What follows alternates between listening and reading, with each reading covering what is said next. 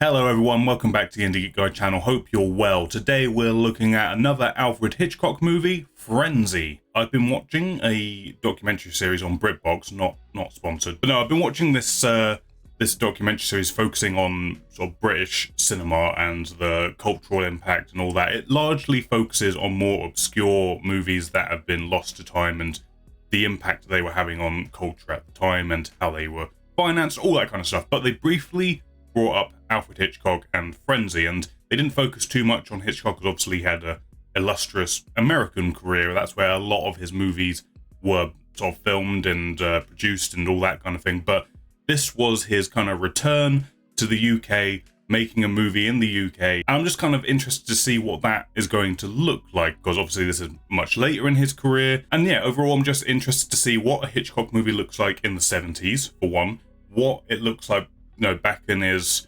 home native country, what would appeal to him after being in America for so long, if it's him going back to his roots, if it's him commentating on where the UK was going at this time, all that kind of stuff. This one also has an 18 certificate, so I'm guessing we're moving away from sort of the Hitchcockian sort of allusion to death and stuff, and he's just putting his foot right in the mud on this one and just getting down to it. So Lord knows what to expect in terms of visuals, language, like where he's going to be going with it. But it seems with an 18 certificate, he's not going to be pulling any punches. I'm also interested to see if I'm going to recognize any of the actors in this. You know, early 70s, there are a handful of actors who I'm aware of in that time, so it'll be interesting to see if any of them pop up. But yeah, I like to find British movies every so often, especially older ones that probably aren't talked about as much or are in the, like, on the YouTube movie reaction review circuit very often, and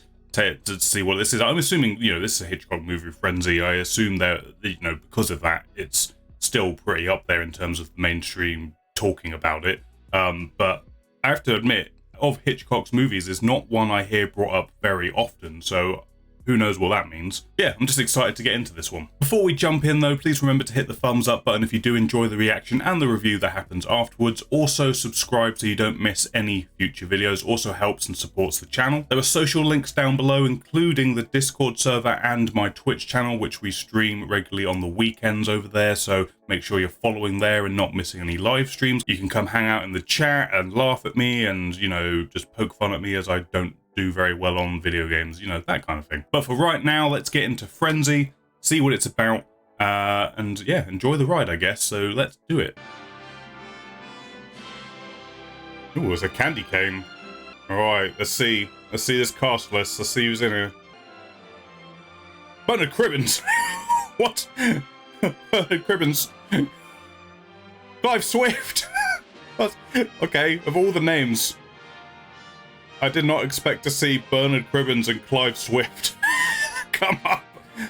Alright, well, there's definitely two I recognise. There were a couple other names I'm sort of recognise, but I'm not sure. Hey, there he is. There he is. Hello, Alfred. Good to see you. It's a woman! Oh, God. Jesus. Right off the bat. Murder most foul has happened. Another necktie murder. Necktie murder. So we've already got a murderer with an MO. I say, it's not my club tie, is it? We're already getting murder and a bit of that Hitchcock humour that comes along with it. Cheers, squadron leader. I know that voice. There he is. There he is, Bernard. Oh, man. I'm happy to see you. Come on, Blaney, outside, you're fired. You can't do that. He never stole nothing in his life. He puts the money in the till. I've seen him. A thief or a boozer, it's all the same to me. I don't need either one as a barman. He's got a point. He's got a good point. Now look here. He can't keep his hands off you. The customers are always talking about it. And what about you? Always fingering me? You keep your lying mouth shut, Babs. You can get out as well. Excuse me? Excuse me? I'm guessing that means something different in the 70s. Don't worry, I've got a bit left. But this is Covent Garden, not the Garden of Love. How about starting work? I feel like I'm meant to not like Bernard Cribbins, but I like Bernard Cribbins too much to not like him. You all right for a few quid? Yes, thanks all the same. Because if you're not... No, really. I just got paid. Man, this guy's just eager to do him a solid. Like, Have some grapes. You can have anything you want. Anything you want. Money? Food? Have it. Now, this is a 4-horse race, and the other 3 have all won before, so she'll start about 20 to 1, maybe more. All right. Just fucking gamble it. But has he got an inside man? Yeah, my little birdies are reliable. His little birdie. Those little birdies in the 70s were invaluable. Here, have you met my friend Dick He gone. You don't want to talk to the police, which is massively suspicious. I mean, the first shot of him was him putting a tie on right after the necktie murderer was set up. Maybe that was a misdirect, I don't know. They appear as ordinary, likable, adult fellows. But emotionally, they remain as dangerous children. With psychopaths, there's usually no linking motive. Let's hope he slips up soon. We're getting back into Hitchcock's psychopath. Clearly a thing he's fascinated by. Oh, coming up, the horse. It won by a mile. 20 to 1, what did I tell you? He didn't put the bet down. But our ultimate satisfaction is the making happy of 2 lonely people. Nice of you, Miss Barling.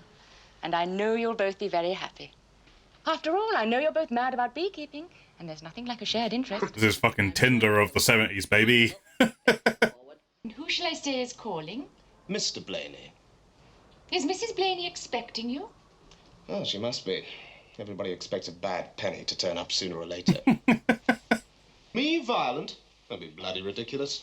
Would I raise a hand to the goddess of love? What Brenda Blaney brings together, let no man put aside. Oh, I'm sorry. I've had a bad day, that's all. I lost my job. How? Well, I got fired, that's how. What do you think? I mislaid it? Well, these things always go in threes. I wonder what the rest of the day has in store. Dinner with me, I hope. That can only go well. I guess she just can't help but feel sorry for her husband, ex-husband, separated husband. Down on his luck, I guess. I bet they're all good at business here. I bet you're making a fortune out of that agency. And why not? If you can't make love, sell it. The respectable kind, of course. The married kind. Now look what you've done. Oh, sir. Yep, well, this is going as well as expected. Ah, come on, Brenda. I won't be long, I promise. All right. But only for a few minutes, mind. Alright, well, it Okay, thanks. feels like a vampire being let into the into the homestead there. Fucking thief. Fucking thief. Fell out of your pocket, Governor, onto the floor. Someone taking liberties. She must have put the money in his pocket. Look, Mr. Robinson, you want women of a specific type. Certain peculiarities appeal to you, and you need women to submit to them. What weirdness are you into? People like me. I've got things to give. I'm sorry. Maybe he's the necktie murderer and it's all been a double con. I like you. She's like, oh, good. Oh, joy, thanks. I'd buy you the best lunch in town. No, It's times like this you need like a silent alarm underneath the desk. Just hammer that fucking thing. All right. All right, I know what you want, but not here. The fuck happened?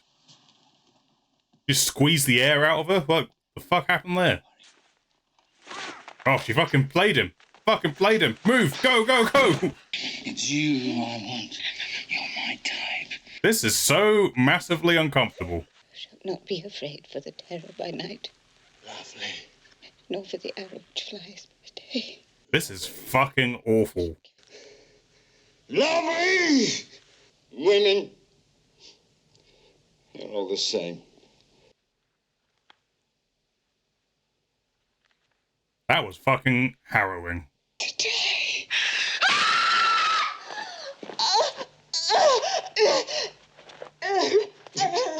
Dear Jesus, help me! Help me! All these close-ups, man, they're so fucking just in your face and gross. They're gonna think fucking what's-his-face did this. which the film was trying to make me think at the beginning that he was angry alcoholic man, but no. It's his happy-go-lucky friend who is fucked in the head. That's creepy. That's fucking creepy how he just sort of walks back into society with not a care in the world. Hello? Anyone there? And now, yep, now she's gonna come back and be like, oh, this is not good news for this guy.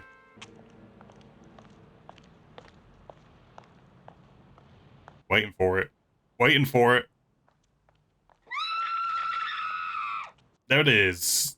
There it is. I appreciate that that took a realistic amount of time to happen. Any other director, they would have had them walk in the building, leave it 5 seconds and scream. The only thing he's got going for him that could prove his innocence was the door was locked.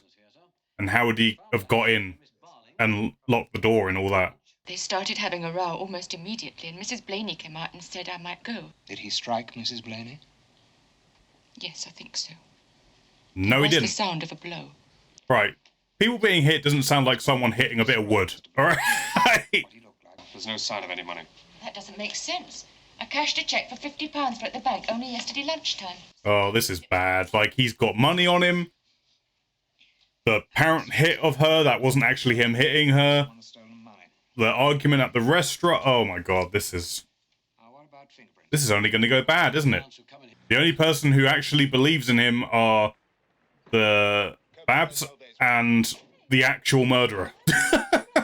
That's the only people in his life who seem to like him. This is classic Hitchcock, though. Classic. Like, it's North by Northwest, except murder and not spies. Can you send this to the cleaners for me? Certainly, sir. And this. Tell them that it's urgent. Get them clean and pressed, eh? Not the shirt, though. Not going to give him the shirt. I'm sure that stinks as well. Well, that's going to be some happy news for him to wake up to. Does it have his description in the paper as well? When last seen, he was wearing a tweed jacket with leather patches on the shoulders and elbows and carrying a raincoat. The party in 322 was wearing it. Don't you see? He's the necktie murderer, and we've got him upstairs at this very minute. Oh, the hysteria is kicking in. The hysteria. I've got this fellow you're looking for here. You know, the necktie murderer. He came here with a girl. He gave you a tip. He gave you a tip and everything.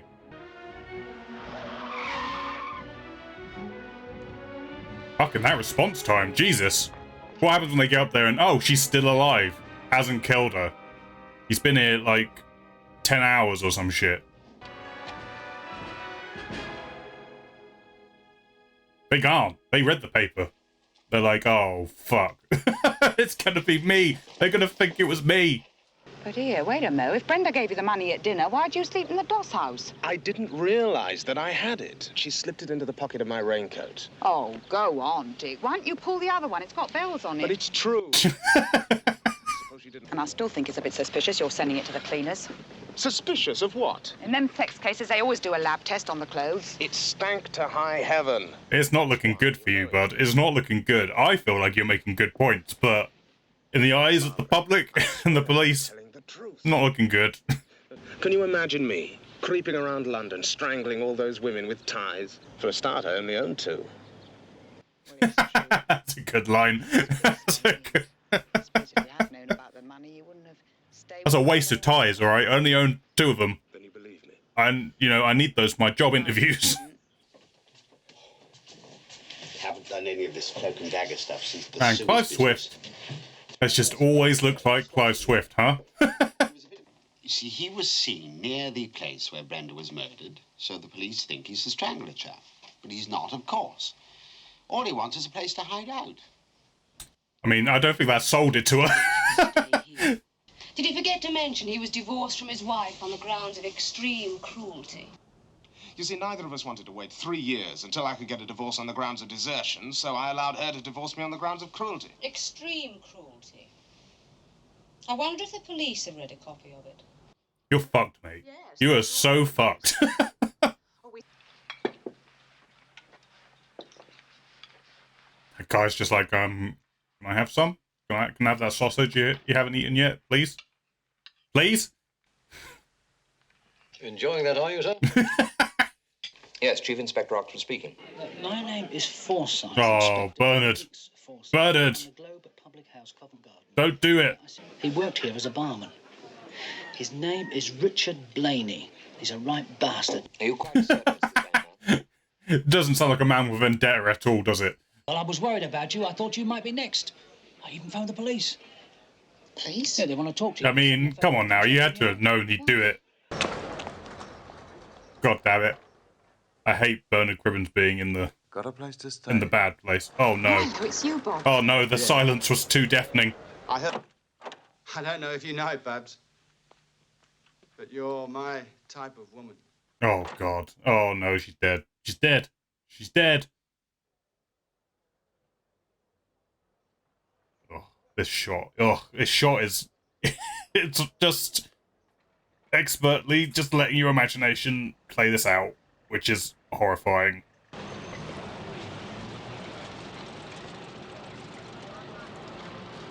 Oh, I hate it. I hate it so much. There's not even the complication of another suspect. It has to be him. That looks fucking disgusting. Blaney slept in a Salvation Army hostel the night before last. Did he, dear? Yes.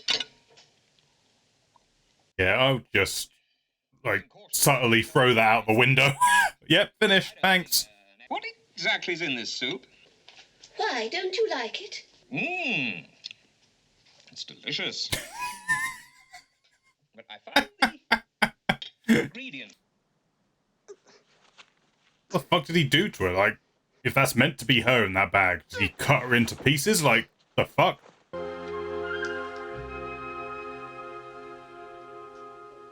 Oh, his fucking pin. His pin. He left his pin on the tie. Fucking made his mistake. He made his mistake.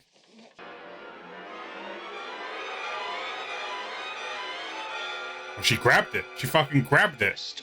I mean, is that enough to get him? Like, I mean, I guess it's a fairly unique piece of jewelry or whatever, so maybe it is.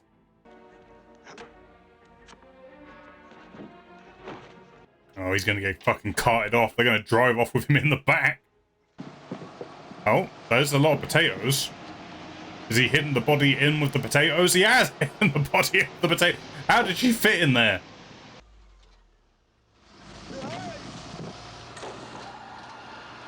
Jesus Christ. It's so weird that this scene's being kind of played for laughs, except even though there's a this poor woman is dead, except it's, you know, it's kind of nice to see this guy getting fucked. That rigor mortis, baby, is that... Good luck with this. Good luck getting that out of there. Oh, no. No. Oh. I know she's already dead, but that's...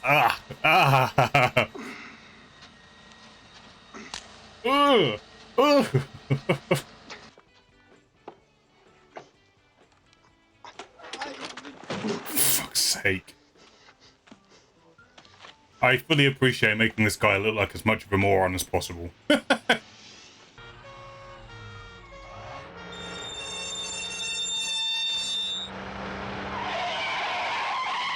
Jesus.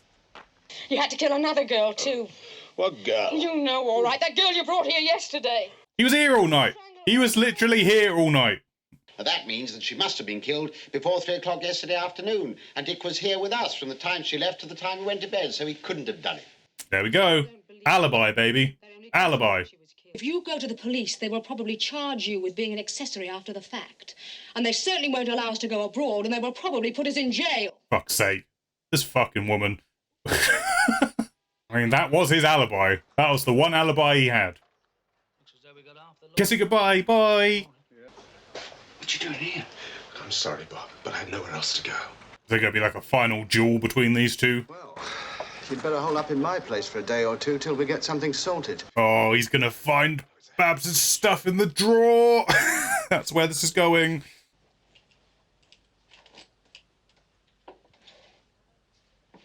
Here we go. Here we go. Fuck! He fucked him. He fucked him. He went straight outside and was like, he's upstairs. As the result of my inquiries, you will be detained in connection with the willful murders of Brenda Margaret Blaney, Barbara Jane Milligan, and others. He's only got 2 ties. Oh, fuck. He took the bag and put her clothes in. What a little shit. You have been found guilty of a terrible crime.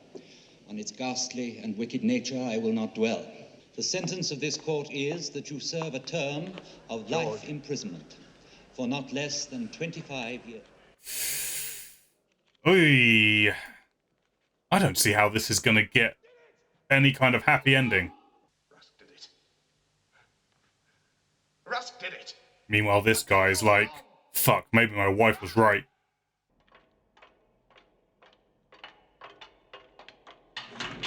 Oy. Oh my god, Jesus Christ, what was...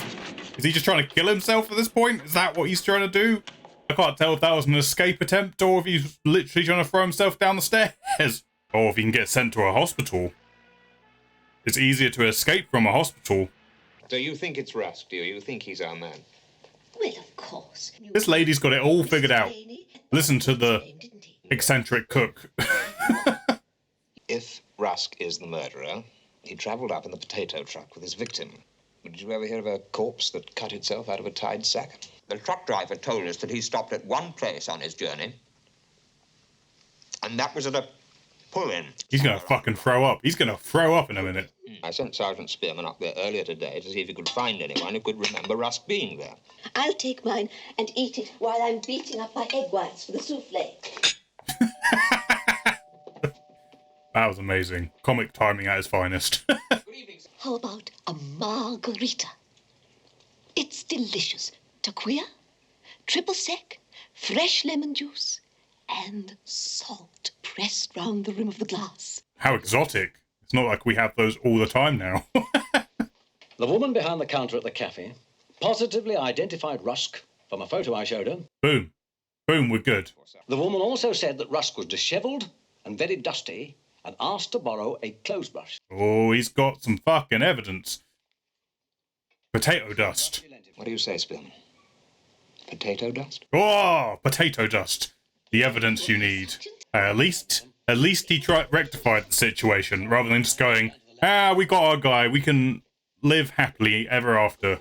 Will they give him any compensation? I expect they'll give him some money, but there's no real way to compensate in cases like these. He's like literally lost everything and everyone. Duckling with heavy, sweet cherry sauce. Well, after that jail food he's been having, I expect he'll eat anything. We've been doing this weird food thing just for that gag. That's what... It's been building up to that one joke. Well, sister, there seems to be no evidence of a cerebral accident. Yep, there's just a doctor in his gym jams underneath that lab coat. I'm off. Lane has escaped, and I bet I know where he's gone. Yeah, shit hit the fan, bud. You've got to act now. Do something.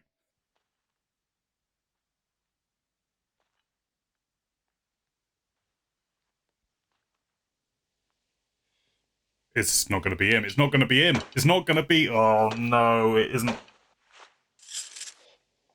Oh, no. Oh, God. He's already strangled her, apparently. This does not look good.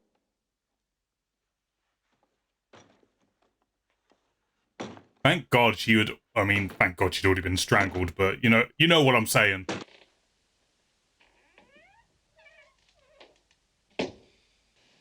You're not wearing your tie.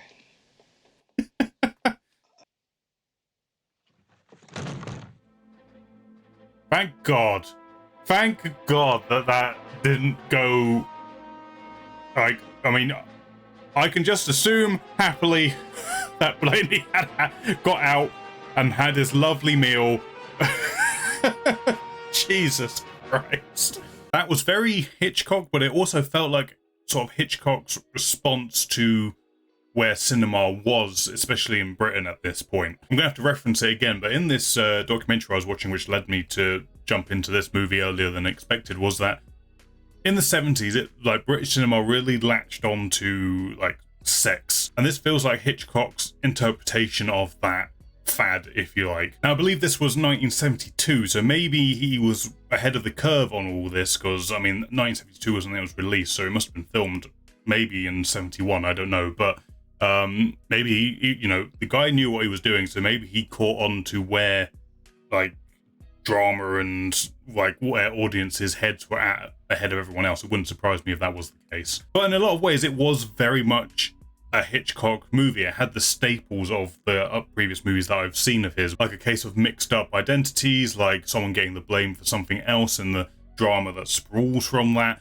the sort of dark humor that's layered in there, and obviously the really impressive like visuals in terms of how to tell the story. Because at first, I will admit, like it felt like he wasn't being as what's the word I'm looking for, fancy with his camera work, or as visually sort of like, there are sort of trademarks you associate with Hitchcock, and it's him doing some very out there visual things in terms of when the movies were released, and you know, really pushing the art of making movies in a direction. And at first I felt like he was, you know, he seems like laid back a little bit, like it's just very standard shooting. But then as the movie went on, he did start doing things that were ingenious, I suppose is the best word. Having, we've got to talk about the actual rape scene that we see, and harrowing, it's disgusting, gross. Like, I guess where that 18 certificate comes from. Like, it's so just blunt and forthright and doesn't shy away from how horrible it is. But the thing that really got me about it was how it starts off with just like the trauma of it and the desperation of it, and then it just gets to the point where it's happening, and the emotionlessness, just how all emotion just disappears from her as it's happening, and that's what got me about it. Like this just emptiness, and that was just really disturbing to me in such a way where, you know, you see rape scenes depicted in a lot of movies, and they often go for the harshness and the like, they just want it to be kind of frantic, and that's how they tried to get across the disturbing nature of it and the horribleness of it. But as I say, the thing that really got me about that scene was how it started that way, and then it shifted gears into this kind of stillness and just ugh.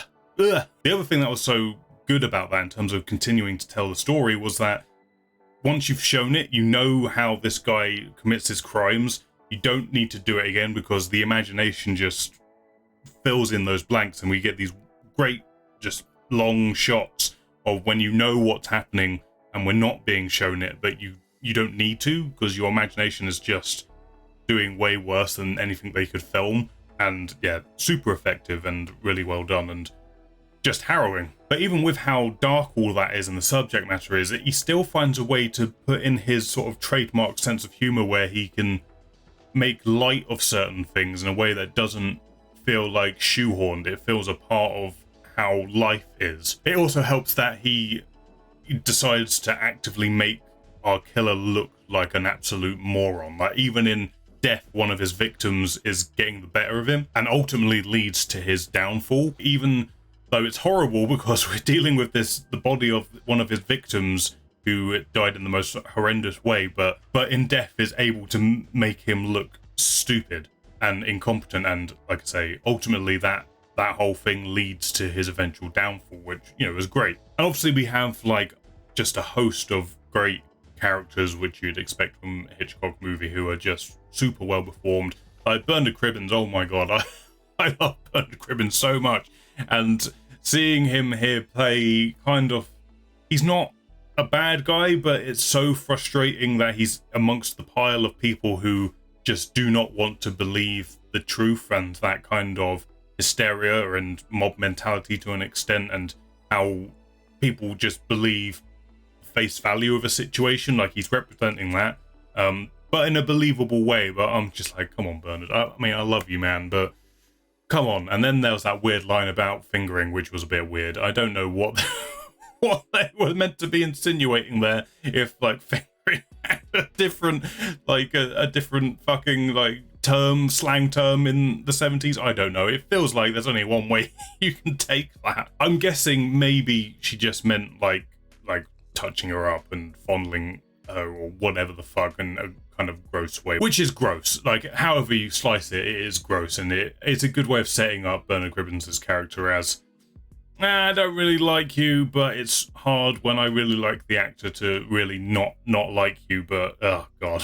So I really enjoyed the movie, but it was frustrating in the best possible way. Like, you feel frustrated on behalf of the protagonist of the story, because at first I was like, oh, maybe this is just the killer, we're just being forthright about it, we know the guy kills with neckties. The first shot we see of our protagonist is him putting on a tie, and it sets up that expectation of, this is the guy, this is the bad guy. But then as it went on, I was starting to think, oh, hang on, this is Hitchcock, there's going to be a twist here, it's not going to be him, it's going to be one of the other characters we've been introduced. And then pretty much right at that moment we have the rape scene take place, right as I started to go, it feels too obvious that it's him. And then everything else sort of fell into my head that, oh god, like, it's so set up that I was convinced that this guy is going to be our murderer, that naturally all the characters who we've met to this point are probably going to be thinking the same thing. So just an expertly set up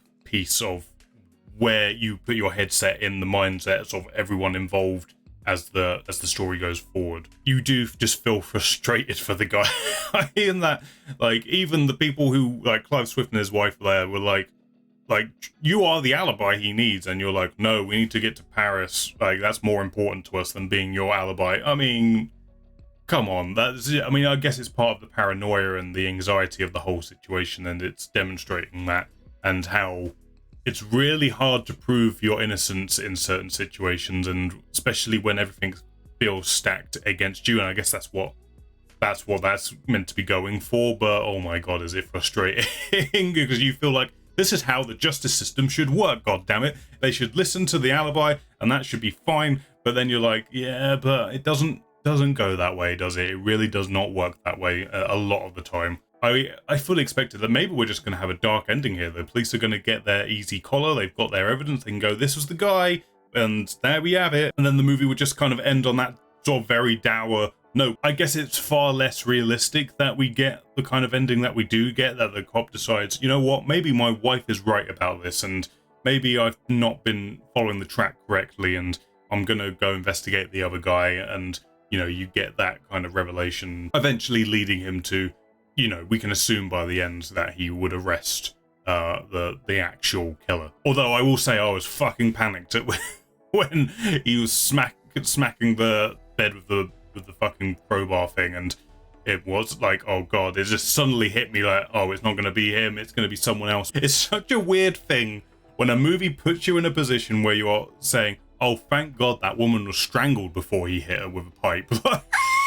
Come on now, you don't want to be thinking like that. Something else I really liked was a lot of location work. We got to see a lot of London in the early 70s and sort of soak up that environment and that world, and it's depicted in a very gritty way. Especially, again, I'll reference that documentary where it was talking about how just previous to where this film would have released, like, London was being depicted as the city to be, like, it's hip and like everyone wants to go there and it's fun and energetic. And now we're getting to the 70s where it's becoming seen as a lot darker and seedier and grittier, and we're going into that phase of its depiction in cinema. And claustrophobic as well. It did a good job at making like this community feel very close and like they're trapped and everyone kind of knows each other, which also helps, the theme of our protagonist sort of feeling trapped and like there's nowhere he can turn to because everyone knows everyone. He's trapped in this part of London and everyone hates him. Everyone who likes him is getting killed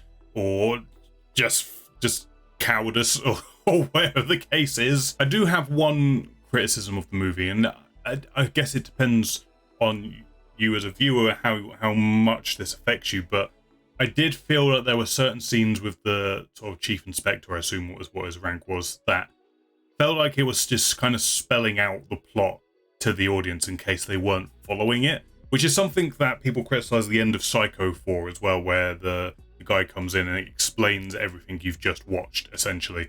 And I felt like that was kind of what was happening here as well, but kind of throughout the movie. Like there were moments where it kind of paused and said, this is what's happening, everyone. Are you following? Do you understand? And I don't know, maybe they felt that was necessary when making this, that, you know, we're dealing with some dark shit. We want the audience to understand. It felt very much certain segments of the movie were spoon-feeding the audience to make it absolutely clear what was going on and why it was happening. And I don't think it needs it, not as much as it was doing it. Like, I felt like I was following everything that was happening and why it was happening and why certain characters were thinking the way they were thinking. But it did feel like the movie paused to go, all right, guys, we're just gonna lay it out for you, just in case. But really, that's my only criticism of it in terms of how the story was being presented and told. I did find it funny that we had this whole sort of CD plot, I guess, of the chief inspector's wife making these weird foods, and all for the sake of one joke. Like right at the end.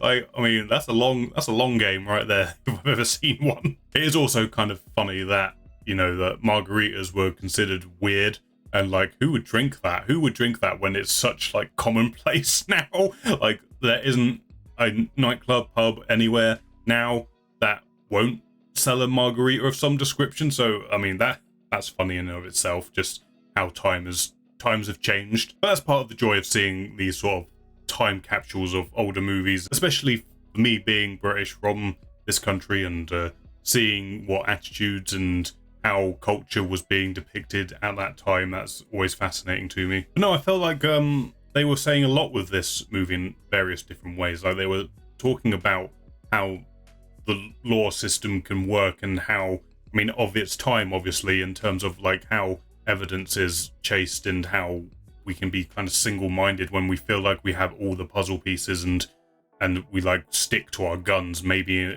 wrongly in some cases. You know, I think I'm guilty of that on this channel with certain reactions I've done, where I feel like I know everything that's going on, and then suddenly it'll twist and like, oh, okay, maybe I shouldn't have been so stuck on that track.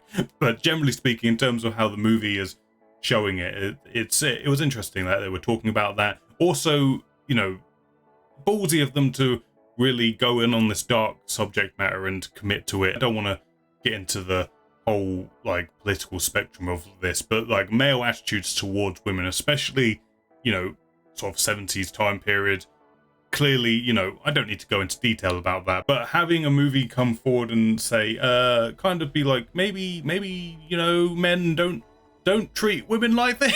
It's like, you know, that's pretty bold for 1972. Like, having a movie in 1972 challenging the perspective of the male gaze and seeing women as just objects, and, you know, which, you know, unfortunately was a thing, continues to be a thing to this day. But to come out and make a movie and just say, hey, don't do that, you know, it's kind of progressive in its own way. But no, I do think this movie was doing a lot with kind of gender politics and how men and women might read situations differently. But at the same time, it wasn't completely black and white. There were women and men on both sides who, you know, wanted to believe the protagonist, didn't want to believe the protagonist. But I did think it was, you know, it was kind of interesting that it definitely felt like it was challenging the sort of maybe the world views that would have been happening at this time, and continue to happen at this time, unfortunately. I really enjoyed this movie. I did feel slightly restrained from the normal Hitchcockian camera style, but I felt it worked for this movie to be that way, to just play it a bit more straight, live in the world a bit more, rather than making it kind of bizarre and out there. Like, I think this movie really worked better for just depicting events as real as possible, which I liked, but that didn't stop him from having some stylish shots in there when it was appropriate. I love seeing the actors. There were a lot of actors in here I recognised. I couldn't place them exactly, but obviously Clive Swift, Bernard Cribbins, they stood out. But there were others in there that I definitely recognised. As I say, it's interesting for me to see like these time capsules of movies from my homeland, and to see what they were talking about and doing. So I enjoyed all that. Another solid Hitchcock movie. I don't know why this one doesn't get talked about as much as some of his other works. I guess because it's, I don't know, later in his career, and it's not like a Hollywood Hollywood movie, so maybe that's why like the American audiences don't talk about it quite so much. Maybe, I don't know. I'd be interested to know why, but yeah, I think this was solid. I'd be interested to hear what other people think of this movie. Like, what do they think it is saying? Do you think the ending is a little bit too fanciful, or if you would have preferred it to have a more real feeling ending, like he gets sent to prison, unlucky for him? Like would you have preferred that, or are you happy that it kind of gets the sort of pseudo happy ending? But yeah, that was Frenzy. I enjoyed this. I'm happy that I moved it up in the schedule. But yeah, I enjoyed this. Thank you for watching this one, guys. If you enjoyed it, please press the thumbs up button. It helps me know you liked it. It helps it get seen by more people. Also, consider subscribing so you don't miss any future videos. Also helps support the channel. There are social links down below, including the Twitch channel where we stream regularly on the weekends. Watch me play video games to a questionable standard and all that good fun stuff. But for now, thank you for watching. Hope you enjoyed. I'll catch you on the next one.